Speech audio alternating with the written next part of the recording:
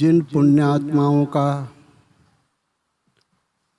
बड़भागियों का जीवन गुरुद्वार को समर्पित हो जाता है, जिन बड़भागियों ने अपने जीवन के कीमती वर्ष की परवाह न करके गुरुद्वार की सेवा में बिताई, साधना में बिताई, उनके लिए तो देवाधिदेव महादेव जी कहते हैं, धन्या माता पिता धन्यो, धन्या माता पिता धन्यो, धन्यं गोत्रं कुलोद्भव, धन्यं गोत्रं कुलोद्भव। धन्या च वसुधा देवी, धन्या च वसुधा देवी, यत्र स्यात् गुरुभक्ततः, यत्र स्यात् गुरुभक्ततः।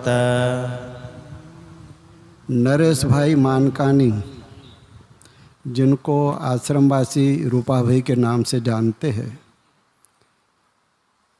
उन्होंने जो अपना दैवी कार्य गुरुद्वार पे किया, शिव जी कहते उनकी माता को भी धन्य है, उनके पिता को भी धन्य है, उनके वंशजों को भी धन्य है। कोई कोई मर्द होते हैं जो अपना जीवन गुरुद्वार पर समर्पित कर पाते और अंत तक निभाते हैं।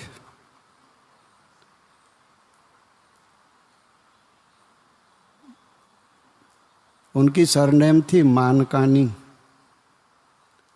उनके परिवार के मानकानी थी ना, तो सचमुच में उन्होंने अपनी सरनेम को भी सार्थक किया।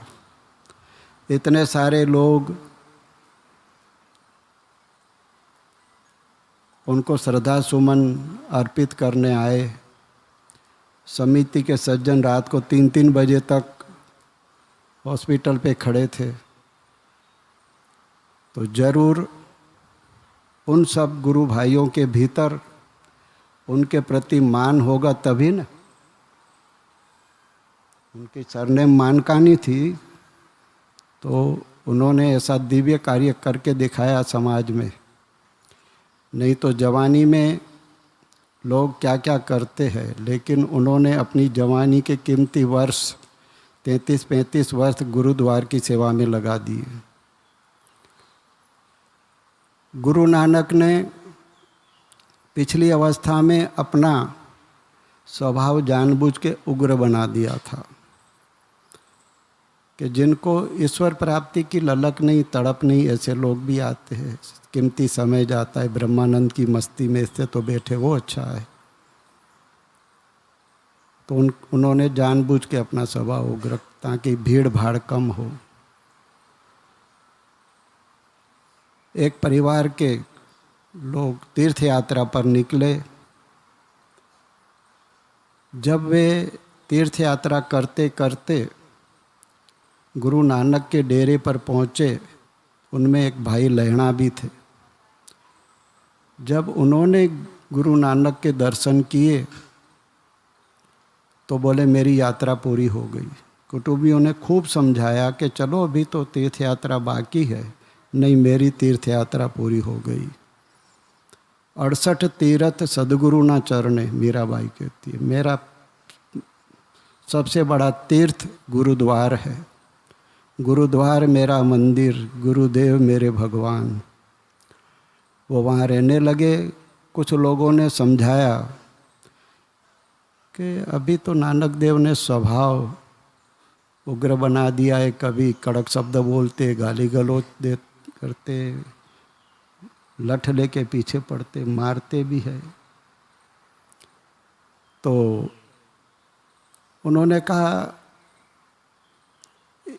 इन बातों से घबराकर गुरु का द्वार छोड़ना ये ना समझो का काम है। गुरुद्वार पे घड़ाई होगी। गुरु की मार में भी प्यार छुपा होता है। गुरु की चोट ही हमारे अंदर की खोट निकालती है। तब भाई लहणा ने खूब सुंदर जवाब दिया उनको, सभी साधक समाज को समझने लायक वो उत्तर है। बोले संसार में रहूँगा,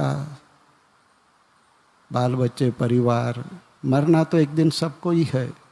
भगवान ने गीता में कहा है, जातस ही ध्रुवो मृत्यु, जातस ही ध्रुवो मृत्यु, जिसका जन्म हुआ है उसका मृत्यु निश्चिंत, उसमें कोई फेरफार नहीं होता है। जिसका संयोग होता है उसका वियोग होता ही है, इसमें कोई फेरफार नहीं कर सकता है। अवतारी पुरुष भी पंचभूत का शरीर लेकर आए तो उनको भी शरीर छोड़ना ही पड़ता, चाहे भगवान राम के पिता दशरथ जी क्यों न हो, शरीर धारण किया तो उसका वियोग अवश्यंभावी है। भाई लहणा ने कहा संसार में लेके मरूं, संसारी होकर मरूं, ये तो लाखों करोड़ों लोग पैदा होते मरते, इसमें कौन सी मैंने बहादुरी कर ली। मनुष्य जन्म मिला है, करोड़ों जन्मों के बाद कीड़े मकोड़ों की तरह रेंगते हुए संसारी होकर मरूं तो ये कोई मेरे जीवन का उच्च लक्ष्य सिद्ध न हुआ। मरते सब है, मैं भी मरूंगा, लेकिन मैं एक संसारी होकर नहीं मरना चाहता, मैं गुरु भक्त होकर मरना चाहता हूँ। वो रूपा भाई ने करके दिखाया है। वो रूपा भाई ने इस समय में भी, ऐसे घोर कलिकाल में भी करके दिखाया, नहीं मैं जिया हूँ गुरु के लिए, मरूंगा गुरु के लिए। धन्या माता पिता धन्यो धन्यम गोत्रम कुलोद्भव, धन्या च वसुधा देवी यत्र स्याद् गुरु भक्त। तो आज शादी ब्याह भी होती है तो कोरोना के समय में किसी के वहाँ 25-50 मेहमान नहीं जाते। किसी का डेथ होता है तो लोग बड़ी मुश्किल से, भाई हम नहीं आना चाहते, हमारे वहाँ ही प्रॉब्लम है, लेकिन इतने सारे लोग प्रेमी लोग आए हैं, उनके कुटुंबी जन परिवार वाले देख सकते हैं। उनके वहाँ भी यदि ये अंतिम विधि करते तो इतने लोग नहीं आते, इतनी श्रद्धा सुमन से शायद पेश नहीं आते। आपका उनके साथ खून का रिश्ता था, इनका उनके साथ आध्यात्मिक संबंध। और जिन्होंने गुरु मंत्र लिया है, जिन्होंने गुरु मंत्र लिया है सदगुरु से, तो गुरु मंत्र उसका पीछा करता है जब तक जीवात्मा परमात्मा से पूर्ण न मिल जाए। वही भाई लहणा आगे चलकर सिख धर्म के दूसरी गादी नसीन उन्होंने आसीन की। गुरु नानक के बाद सिख धर्म में अंगद देव बैठे, जिनका घर का नाम भाई लहणा था। इसी तरह रूपा भाई ने भी, महंत रूपा भाई ने तो यहाँ जीते जी अहमदाबाद के बाद जो सबसे बड़ा आश्रम है तो सूरत आश्रम है, वो यहाँ के गद्दी नसीन थे, महंत थे और खूब अच्छी तरह से सेवा करते थे, साधना करते थे। साधक भाई बहनों को उनके प्रति जो प्रेम सुमन, रात को 3-4 बजे घर पे पहुँचे होंगे, सोए होंगे समिति वाले, लेकिन सुबह जल्दी इधर आ गए। तो ये दूसरे भी सज्जन जो दूर दरार से, कोई बड़ौदा से, कोई वापी से, कोई महाराष्ट्र से आए हैं, कोई धुलिया से आया है, तो ये सब के भीतर महंत रूपा भाई के प्रति कितनी ऊंची प्रीति होगी तभी आए हैं। दशरथ जी की मृत्यु हुई तब वशिष्ठ मुनि ने कहा ऐसों के लिए नहीं रोना चाहिए। क्यों? कि जिन्होंने गुरु के साथ निभाया है, जिन्होंने असली कमाई की है, उनके पीछे रोया नहीं जाता। जो अनाथ होकर पैदा हो और अनाथ होकर मर जाए, उनके लिए रोया जाता है कि इसने अपना जीवन व्यर्थ गंवाया। लेकिन महंत रूपा भाई ने तो सदगुरु के साथ जीते जी निभाया। ऐसी उच्च आत्माओं को हम सभी प्रार्थना करेंगे कि उनकी प्रीति गुरु चरणों में बढ़ती रहे। पंचभूत का शरीर छूटा है, लेकिन उनका सूक्ष्म शरीर तो सदगुरु के साथ अभी भी जुड़ा हुआ है। और बापूजी उनकी ऊंचे से ऊंची गति हो, उसके लिए अभी भी जोधपुर आश्रम में प्रयासरत है।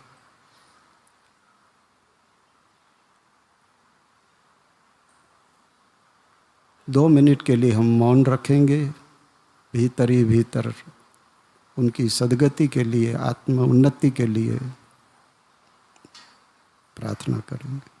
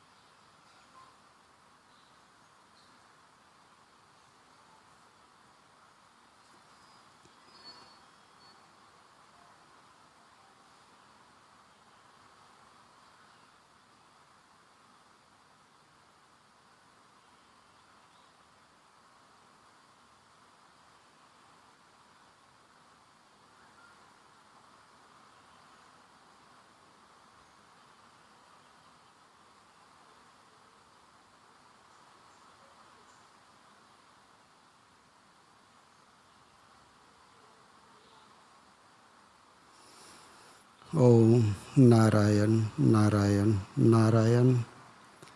सबसे ऊंची प्रेम सगाई इन सभी साधक भाई बहनों का, आश्रम वासियों का, दूर दरार से जो भी साधक भाई बहन आए हैं, उन सब का महंत रूपा भाई के साथ प्रेम की सगाई थी, प्रेम का संबंध था।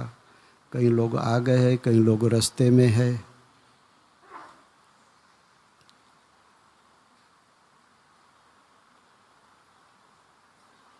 खोट तो हुई है, उनके परिवार वालों को हुई है उनके जाने से, और आश्रम वासियों को भी खोट तो हुई है।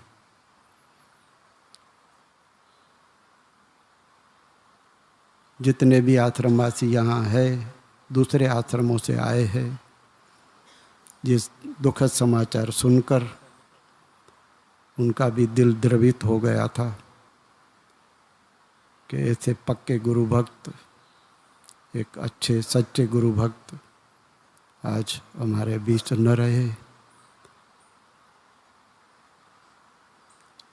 फिर भी वो सबको संदेश दे के गए कि जैसे मैंने अपना जीवन गुरुद्वार पर न्योछावर कर दिया, अंत तक गुरुदेव से निभाया, ऐसे दूसरे लोग भी सद्गुरु भगवान से निभाए। नारायण हरि, नारायण हरि।